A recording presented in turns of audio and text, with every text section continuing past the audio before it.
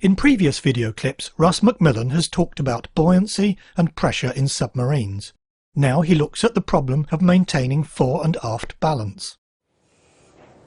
The next example I want to talk about is about balance. Now it's a slightly strange concept, but actually it's quite important that the submarine is balanced when in the sea, so that as it's going along it's sort of nice and steady and level.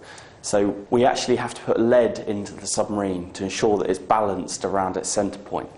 So I was just going to talk through an example about how we might calculate how much lead we need to put in the submarine. So if we take the submarine, within the submarine there will be fixed components. So if I just put two components in, if I put an engine in, say that the engine weighs 10,000 kilograms, and they are of the order of that magnitude, so they're pretty heavy pieces of equipment. So that's obviously a weight. A mass, so the weight is going to be 10,000 times gravity. And then if you take something that's front of the submarine, like the torpedoes, and there's a whole collection of them, so if you said that their mass is 6,000 kilograms, so their weight is going to be 6,000 G. And then so one final thing right at the end of the submarine, if you take the propeller, and say that its weight is 5,000 kilograms or 5,000 G, and this is the centre line of the submarine. So how much lead do we want to put, and where do we want to put it, to make sure that submarine is balanced around its centre point? So effectively, if you put it on a little balance point, it would come to an sort of equilibrium position. Well, if we just put a theoretical piece of lead in here, and we say that it's a distance of x from the centre line, and that its weight is y, and if we just say its weight is y times g, then we can effectively ignore g and all of the other weights. What we need to do first of all is understand the moments around this point.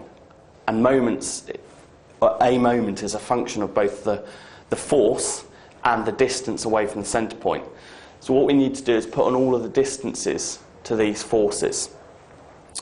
So in this case the engine is 30 metres after the centre line. The propeller is 50 metres. And the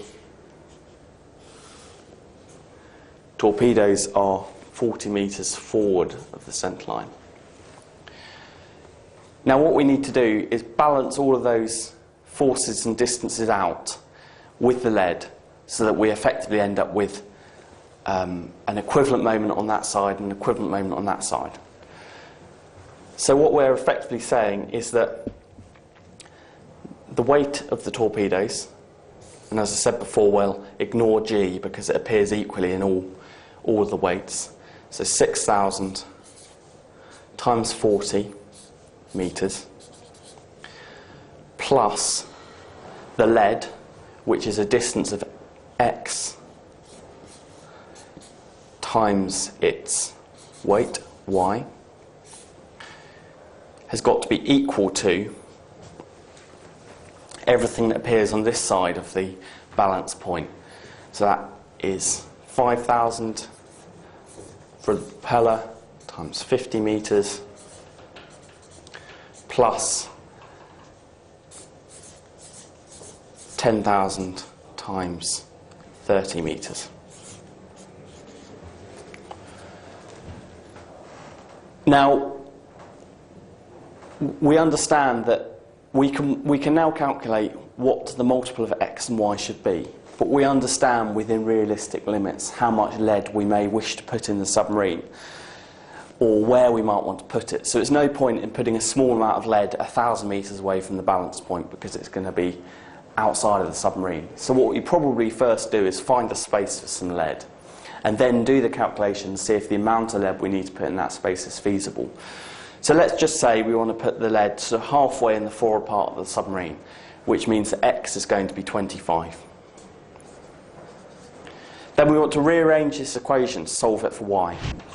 And that gives you an answer that y is 12,400 kilograms. So what we're saying is, in this example, we need to put 12,400 kilograms of lead at that point to ensure the submarine's balanced.